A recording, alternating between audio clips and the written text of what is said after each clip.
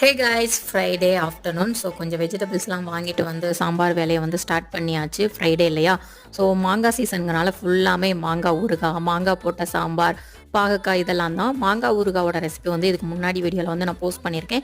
பார்க்காதவங்க பாருங்கள். So evening ஆகிட்டாலே என் பையன் வந்து ஸ்நாக்ஸ் கேட்பார், ஏதாவது கேட்டுகிட்டே இருப்பார்.